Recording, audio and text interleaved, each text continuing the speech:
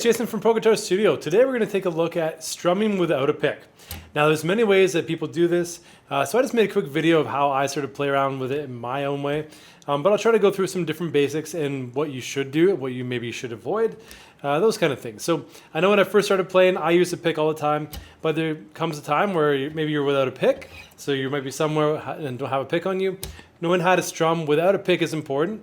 Now, for those of you who don't like playing with a pick, this just gives you an idea of what you should be doing to train your picking hand or strumming hand to work without a pick, okay? So if you want to strum chords but not use a pick, this video is definitely for you. Now, the intro video, I showed you how to play, or I didn't show you how to play, but I showed you a progression where I was playing through 4 chords, G, D, E minor, and C. And the technique I was doing there was what I call thumb and finger flick strumming, but I also incorporated some finger picking in there too because I do a lot of that myself. So to give you an idea of what I was doing, so basically going through using my thumb on the bass strings and my index finger on the treble strings. And I sort of flick down and up with that finger, okay? Now I also added in some finger picking, so using the fingers instead of strumming, actually picking the individual notes. And so that's sort of a combination of those two things there that sort of work together. A player that I really like, Dallas Green from City and Color, he does this technique in definitely a number of songs, and it's sort of really fun to play around with because you can get the sound of your chords plus individual notes in between without using a pick. All right, now what I usually see people do when they first start with strumming without a pick is they'll try to use their thumb. And that's the first way I did it. Now, pretty quickly, and I'll take my capo off so we're sort of back to a standard open position, right? With only your thumb, without a pick, the sound is going to be pretty dull.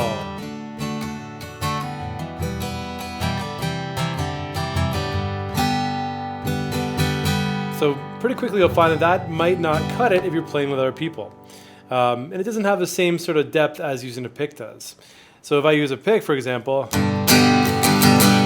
versus, that's very mellow. Now you might want something mellow at certain times, but what I found at first was a good way to sort of get in between using a pick and just using my thumb was to introduce the index finger and almost imagine a pick in between.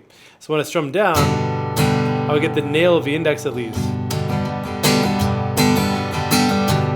And I'll still use that to this day. The only thing I found with that, and this might be true for you as well, is that over time you might find it grinds your nail down pretty good. So by doing this here, I'd always catch my thumb. I know before I would catch the edge of my thumb and get a lot of hangnails and it would sort of make it bleed. It wasn't a fun thing to do. So this can work pretty well where you're using the thumb and index finger together like a fake pick in between. Especially if you're careful on the angle that you strum, okay? So you're using the forearm to strum. That works pretty nicely. From there though, I started graduating to using just my index finger. Sorry, I was using my thumb a bit there too, but yeah, just index finger down and up. Now, you can use your hand to strum. You can also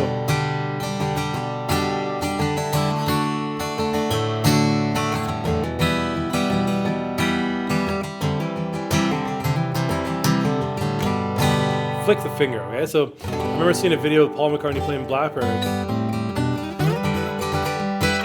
So going through that and basically using his finger to flick down the strings, and that was definitely an eye-opener for me. And it got me working on this technique. Now, I incorporated the thumb after doing just the index finger because it gives you a nice bass note presence, okay? So you can start doing...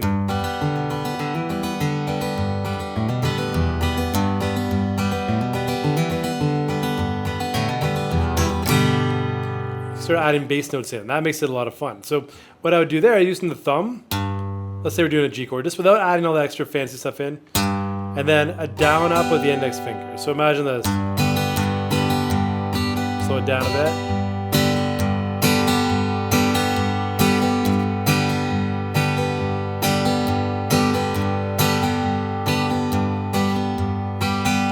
So that definitely works really nicely. Now, like I said, eventually you can start adding in different notes with your thumb.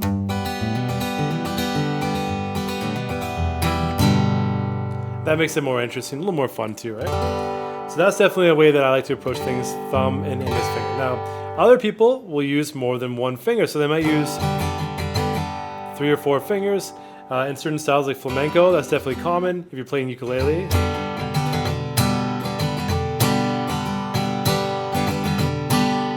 that works really nicely. The only thing so far, I would say don't start with just your thumb. Okay, now a lot of people do this. I definitely see that's the first instinct to use the thumb. But if I have one recommendation, is to not just use the thumb, because it doesn't really give you that nice, strong, bright sound that a pick does, or your finger. Because the nail of your finger has a really nice, bright sound, right? So if you have to use your thumb, try to use your index and your thumb if you can. That'll help you get in there. Or use the thumb for bass notes, and then your index finger for strumming the rest of the chord. You can also try strumming with the rest of the chord with all your fingers. So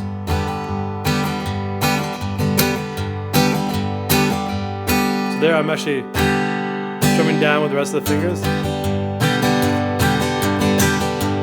You can flick them down, right? That's another way you can try it.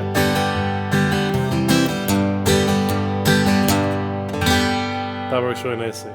Now to go back to where I had at the beginning, 4th fret capo, I was playing through G, D, E minor, C. Now I'll just do a combination of finger picking and some embellishments with the fretting hand. So I'm sort of combining the thumb, finger flick strumming, and finger picking. And so combining those two things together, I think it makes for a great sound. I love doing this because it really adds some life to your progressions, right? So instead of like, if I just did just these two fingers,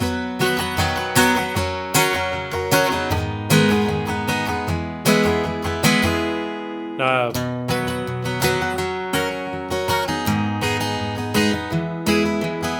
that's thumb and finger flick, right? If I start adding the finger picking in, then it really takes on a life of its own.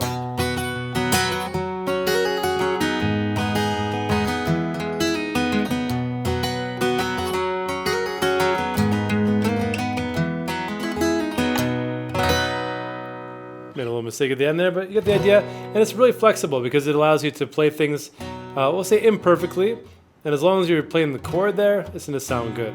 So my recommendation, if you have to start with your thumb, use your thumb and index. Pretend there's a pick in between, right? Don't dig in too deeply. You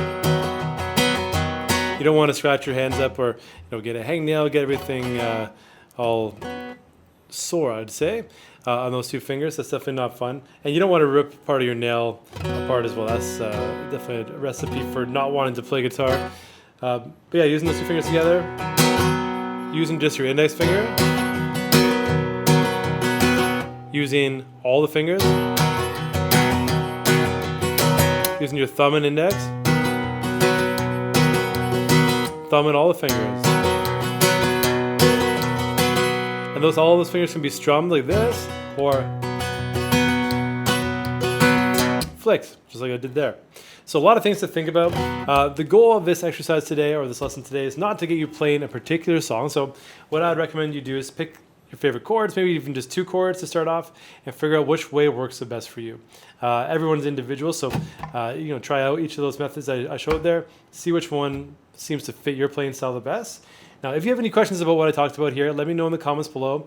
And I'm sure someone out there has another way that you like to do fingerstyle strumming. So if you have that, I'd also love to hear what that is.